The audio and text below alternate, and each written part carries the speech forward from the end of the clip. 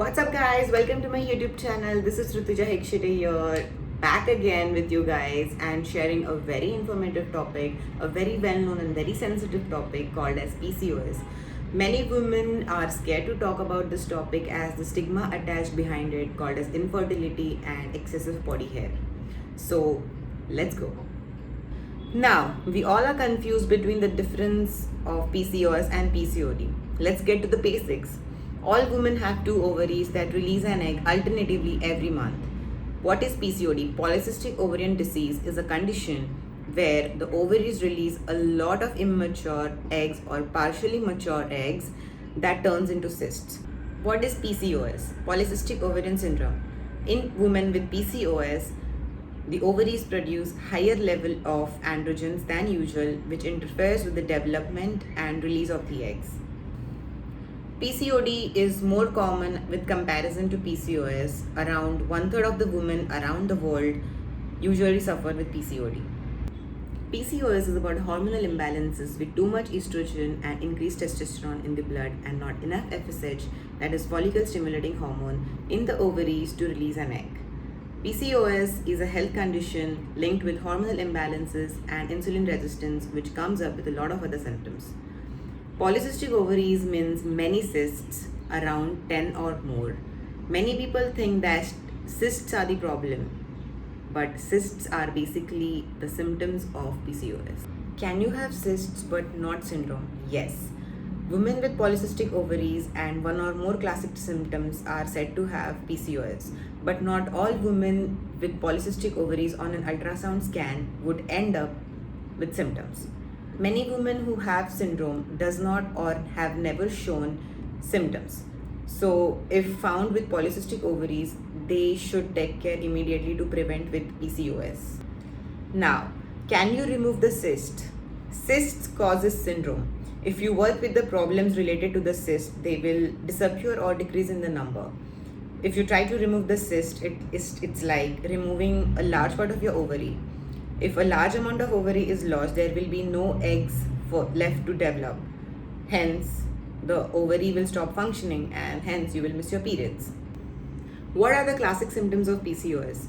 Irregular periods, excessive facial or body hair, obesity, acne, infertility. Other symptoms are male pattern body hair, pelvic pain, breast pain, chronic fatigue, miscarriage, etc. Now, if you go to a gynecologist with the concern of PCOS, they usually suggest contraceptives, that is birth control pills. Now, these contraceptives are usually a combination of estrogen and progesterone.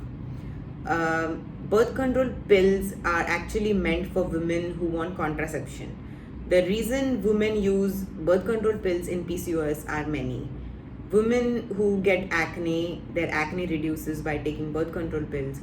Women who have extra hair on their face or body, their hair reduces. Women who have heavy bleeding during their periods, their bleeding reduces. And women who have heavy pain during their periods, their pain reduces. Also, women with high male hormones, it helps you to reduce it and helps in fertility. But are birth control pills really the solution or are they an answer?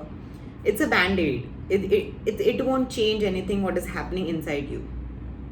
How does the birth pill change the acne and hair? We all want to know how does this miracle happen. Now, birth pills increases the liver protein called as SHBG, sex hormone binding globulin. SHBG binds the floating hormones in your blood, that is testosterone, estrogen and progesterone. When testosterone is bound up, the free testosterone goes down. Does birth pills regulate your menstrual cycle? The answer is no. The answer is no. Gynecologists suggest a high combination of 21 to 24 days of a high dose of estrogen and progesterone followed by 4 to 7 days of placebo pills. So when you start taking placebo pills, you get withdrawal bleed every month. But those are not your periods. This withdrawal is due to high dose of hormone.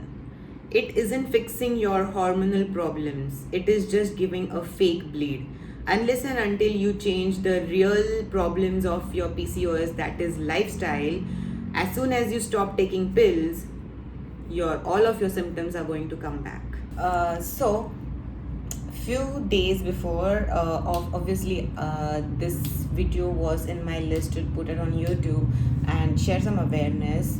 I did a Q&A on Instagram, and I asked if your gynecologist have suggested you to take birth control pills, and if you had any side effects, just let me know. So we have received some answers. The first one said, I don't remember the name of the tablet, but the experience was good and my periods are regular and my cyst also melted. Second one, that is only treatment given but does not guide you on after effects of these pills. I guess this girl said that she had a lot of weight gain and a lot of mood swings. The third one said the side effect is weight gain, mood swings, obviously. The fourth one said, my younger sister is having PCOS and on medication since 3 years, but no effects. Next one said, 100% changes your period cycle. I don't think weight gain is a side effect. Okay. The next one said, no need to take any pills in PCOS. In PCOS, a girl cannot conceive easily, and PCOS can be controlled by exercises and healthy diet. Absolutely, I agree to this. The last one said, I am in Medico, and through clinical experience, if you have PCOS, you must avoid pills as it leads to harmful after effects and gynecological problems. So these were some of the people who shared their experiences. You must have also seen a lot of people who are dealing with PCOS have an issue of obesity. Why do people get obese during PCOS? Maybe obesity might be a hereditary thing carried on from mother to daughter, maybe, but you can obviously change it. There are no excuses. Why do people get obese? Why do people start gaining weight?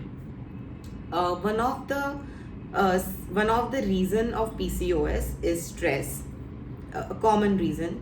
So when you are stressed out, you want to eat. People do binge eating because of stress. Okay, so when you eat, obviously you will gain weight, and with all the stress issues, with all the food eating habits, with all the gained weight, you don't feel like working out. So this is a cycle why people increase their weight when they have PCOS. So it is better to take measures as soon as you discover any symptoms of PCOS. By the way, guys, I am not a doctor. I am not a gynecologist. I am nothing related to medical. I am just a fitness influencer, an athlete, a dietitian, a nutritionist, a personal trainer, an online trainer, but I'm nothing related to medical. I believe you should listen to your doctor.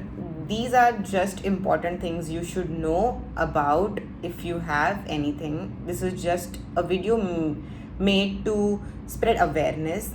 But I believe that even if you are taking contraceptives, or if the situation is really bad and if you have no option, it's okay. I mean, you should listen to your doctor and your family. But I believe that unless and until you don't make a change inside you, for the real problems that is causing to the real issues, example, your lifestyle, your diet, the way you look at food, exercise, all these things really matter when you have PCOS. If PCOS runs for a longer period of time, you have really adverse effects of PCOS. So it's better to deal with it now. At least exercise an hour in the day, start eating healthy food, and which diet you should follow.